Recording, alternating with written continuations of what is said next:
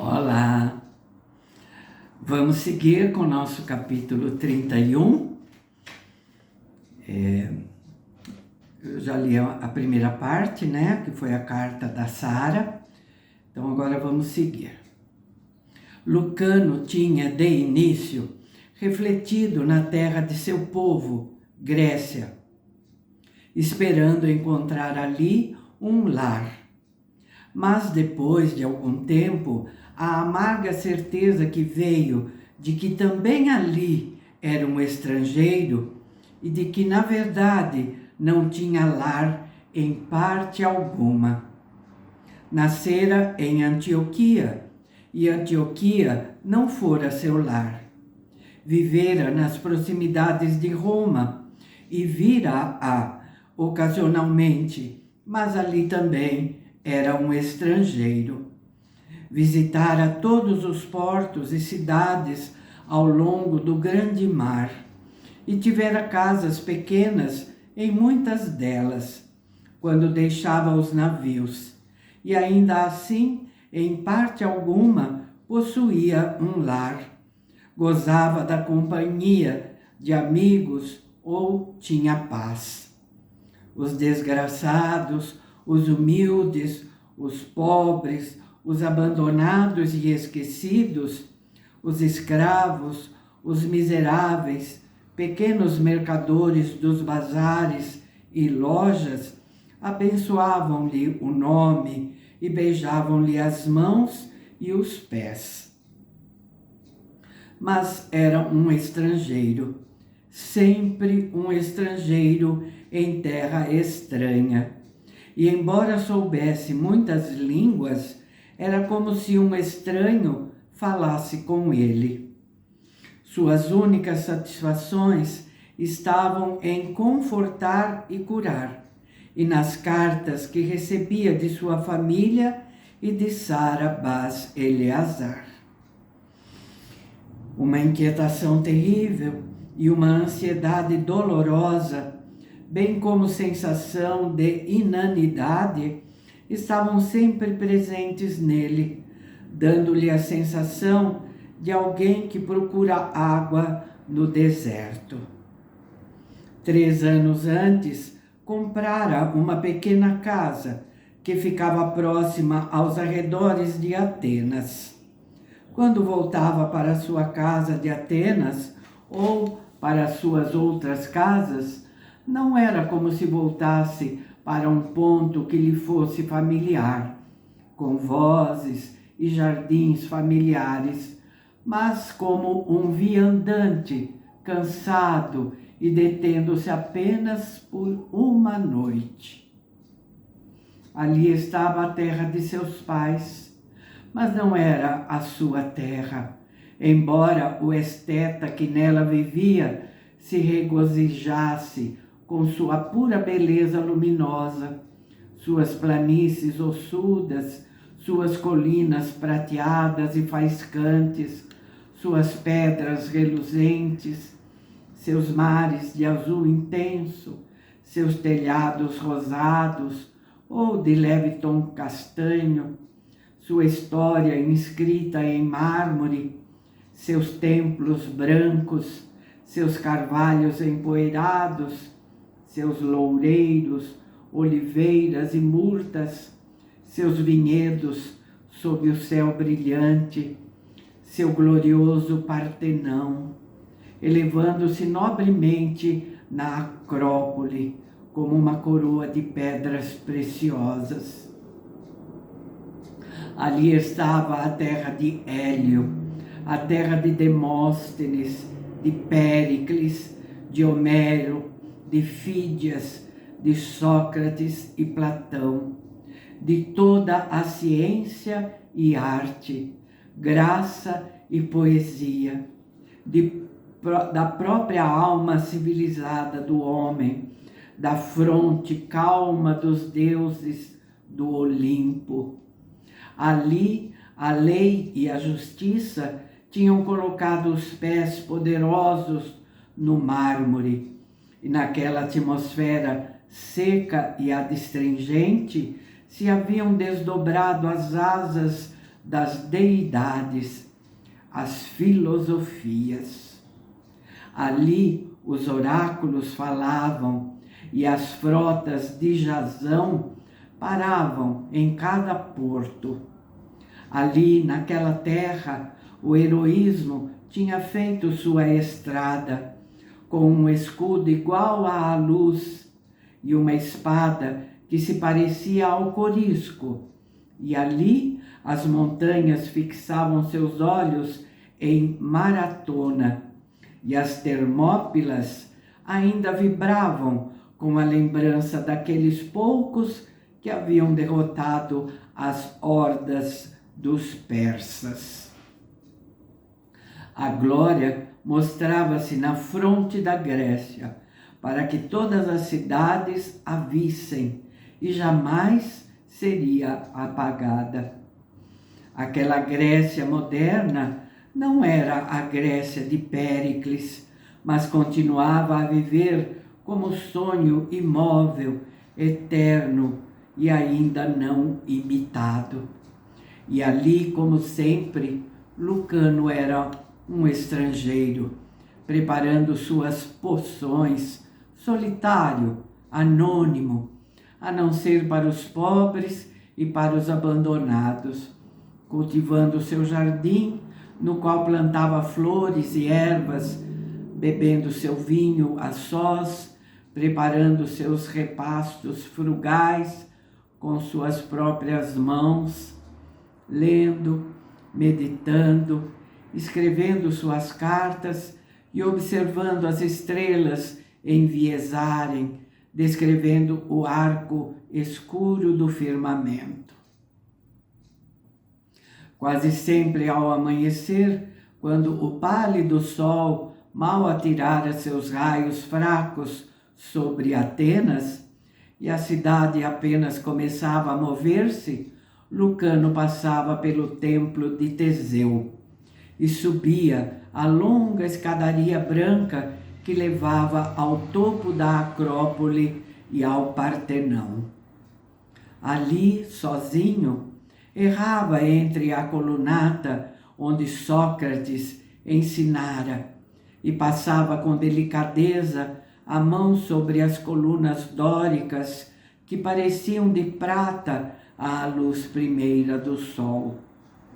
Fixava os olhos respeitosamente nas estátuas aladas que pareciam prontas a saltar para o espaço vazio e reluzente, e ficava de pé diante do frontão ocidental do templo de Zeus.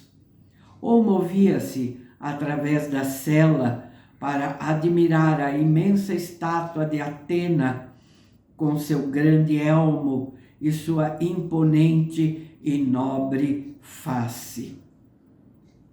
Errava dali para o frontão ocidental, a fim de se maravilhar com o grupo de fados reclinados em seus delicados drapejamentos de mármore e que se pareciam mover à brisa seca e luminosa. Como médico, pensava na genialidade do escultor que esculpira a figura reclinada de Ilisso no frontão ocidental e que dera ao alabastro o aspecto de carne. Ali a sabedoria tremia na pedra e a beleza pusera sua mão nas sombras luzentes dos baixos relevos, no corpo prateado, no rosto grave e no casto seio, como no perfil imperial e nos membros imaculados. Ali havia silêncio, mas presenças imortais podiam apenas ser observadas para além das fronteiras dos olhos, como um coro translúcido, e toda aquela reunião poderosa, esculpida em mármore, esperava apenas por algum chamado misterioso para se movimentar em uma vida igual à dos deuses, para encher os ouvidos com imortais canções e vozes sonoras. Por fim, a fria turquesa do céu erguia-se entre as colunas brancas, pintadas e nítidas, e os mantos das cariátides tornavam-se de ouro. Ali, Lucano sentia-se menos solitário do que entre homens. De pé entre as estátuas, vestido de branco, era uma delas. Movendo-se entre elas, era como se tivesse sido a primeira a acordar. No meio da beleza, do solene heroísmo e da gelada grandeza, podia esperar de novo que, assim como o homem criara tudo aquilo, havia uma possibilidade remota de que os homens se tornassem homens uma vez mais, falando com majestade e poesia, revelando segredos da eternidade. Seus passos ecoavam entre as colunas e ao longo das colunatas, e às vezes, enquanto andava, quase acreditava ter ouvido passos mais fortes atrás dos seus. Passos de pés heróicos que tinham descido dos frontões para o chão branco e reluzente. O sol tornava-se de um ouro mais brilhante e a cidade lá embaixo movia-se visivelmente. Os telhados róseos ou de um amarelo pálido movendo-se dentro da luz, e vozes inquietas e imperiosas levantavam-se da Acrópole como um vôo de pássaros alvoroçados. Sua solidão voltava então, e ele fugia do Partenão.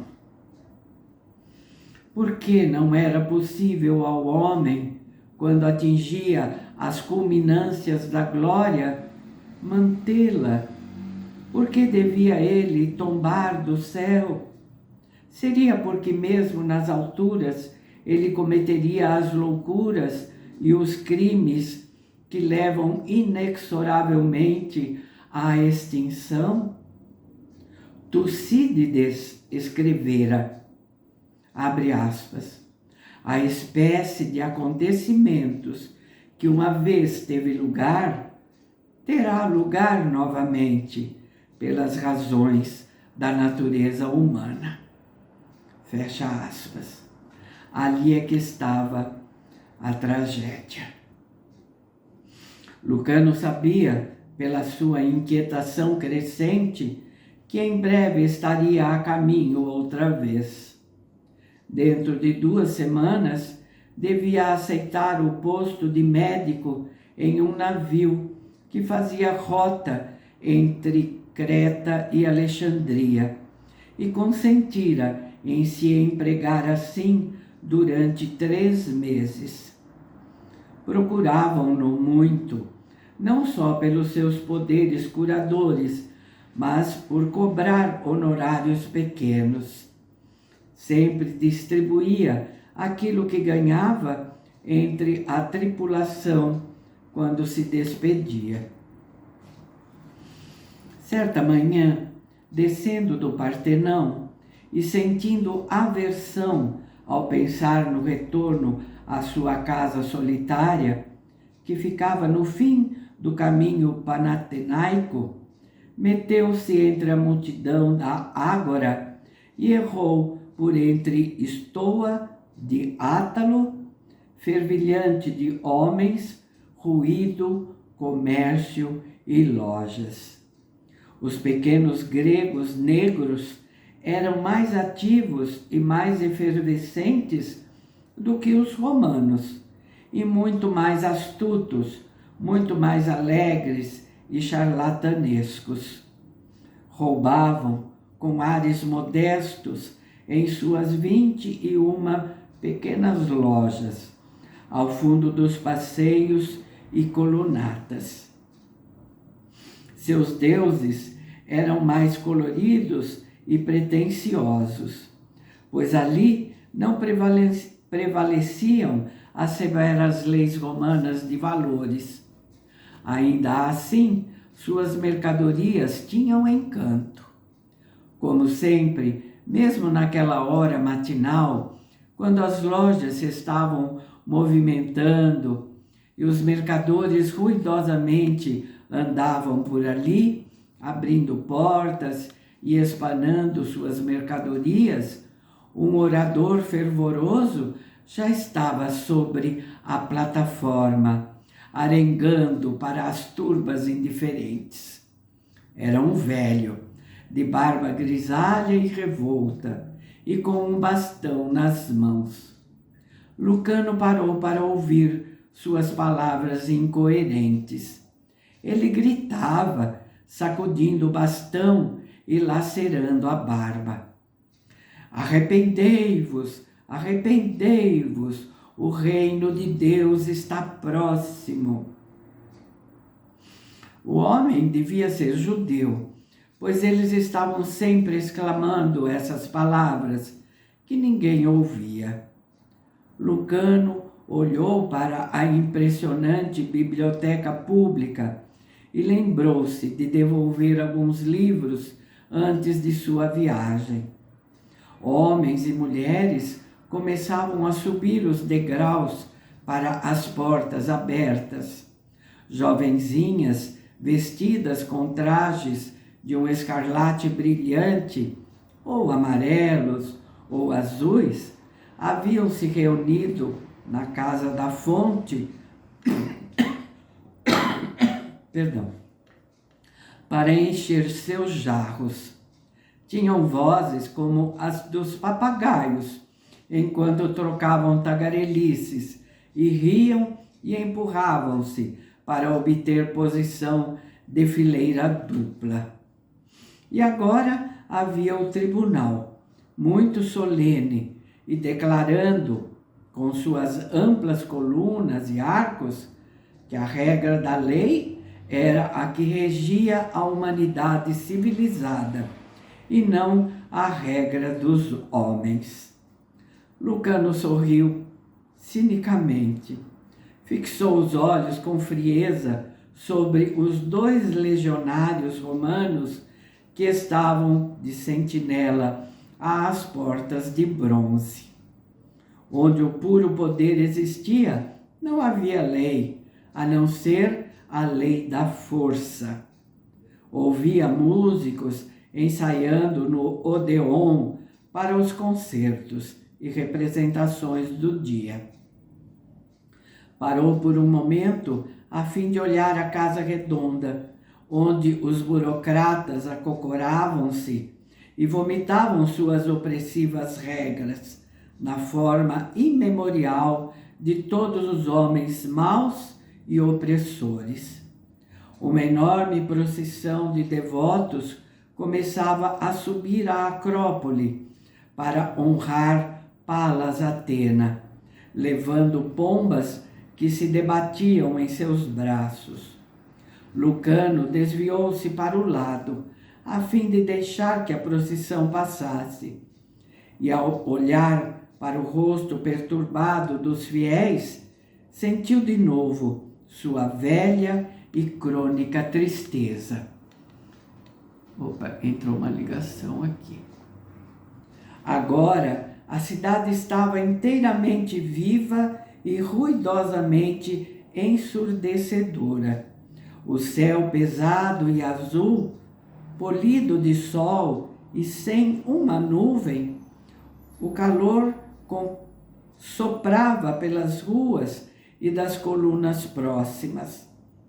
Que significavam todas aquelas atividades, aquela veemência, aquelas rápidas idas e vindas, aqueles pés velozes e determinados, aquele comércio, aquelas moças risonhas, aqueles mercadores vociferantes, um grupo de advogados vestidos de branco e com rostos solenes subiu os degraus do tribunal, conversando em voz baixa, como se suas preocupações contivessem toda a vida e toda a morte.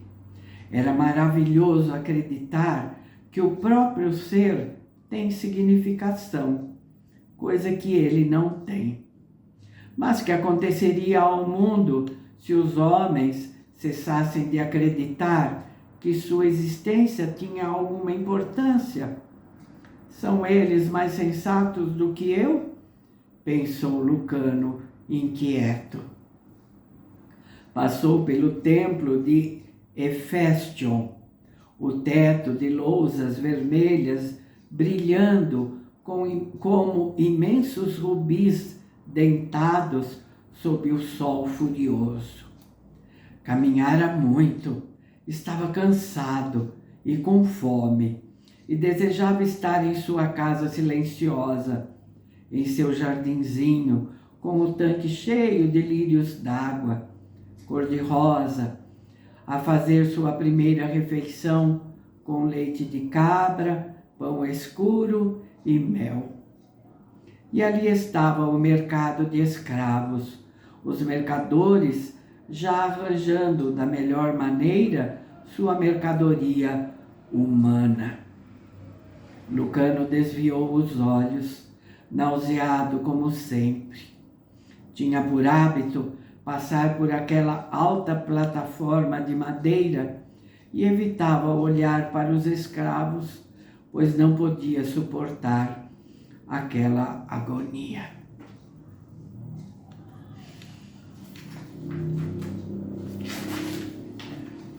Vou ficar por aqui, tá bom? No próximo vídeo a gente termina esse capítulo. Por hoje é só.